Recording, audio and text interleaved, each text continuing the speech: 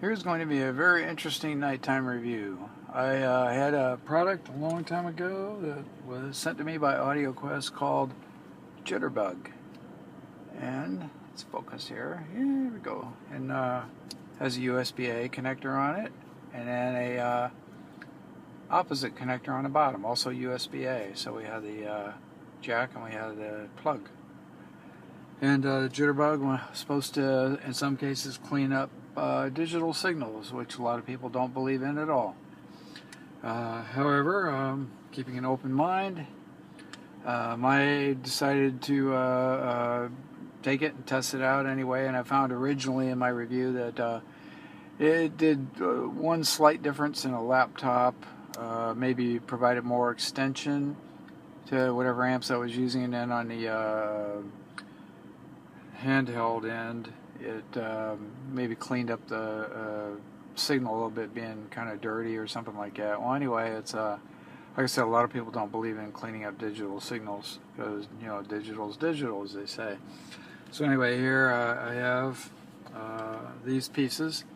I have an iPhone, and I'm running a player called AudioForge. And into the iPhone, I will plug the camera adapter, so that allows me to pipe whatever's in my iPhone. It could be a wave track, because the standard players don't do FLAC, only wave or MP3 or Apple's format. And so into that camera adapter, I'm going to plug the JitterBug, and then I'm going to plug the Dragonfly Red, another AudioQuest product, into the camera adapter. So now what we have is, we have the phone, we have the camera adapter, we have the JitterBug, and then we have the Dragonfly. And then here I have a B&O headphone, which is a wireless headphone, but for best sound quality, I'm going to run it wired. I have a cable on it, and so the wired cable is going to go into the last piece here, the Dragonfly, so that now we're looking at all this. So there's our setup to play wired, and if it works, let's see. It's definitely playing, so we're good to go. So now we have a complete system here, and it looks like a lot of wires. But what we do have really is the three pieces. We have the Apple adapter to go to OTG or whatever they call it. And then we have the JitterBug. Then we have the Dragonfly. So we're getting a wave track, 44 kilohertz, perfect CD rip, transmitted through the JitterBug and into the Dragonfly, which is a very good DAC and amp.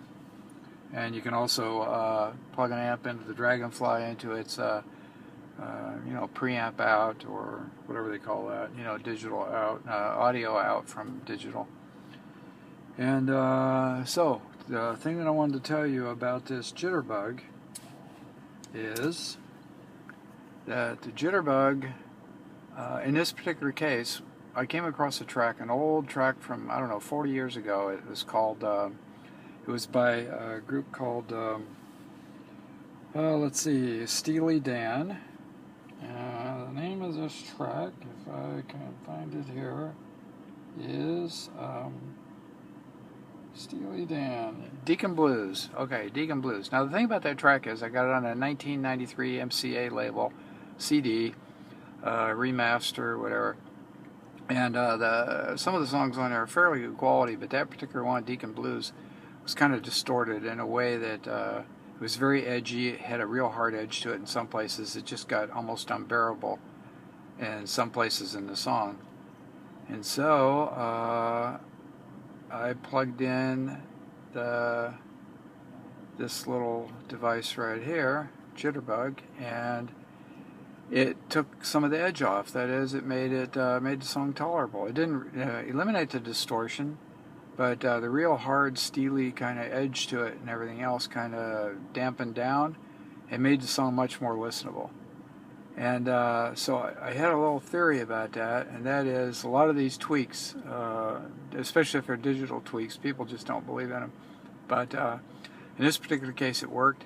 So for people who are skeptics of that sort of thing, I want to suggest that they find some tracks that are right on the edge of listenable to irritating, and get those ones that are right on the edge, and then try this particular tweak, like this JitterBug, which is $50, and see if it helps.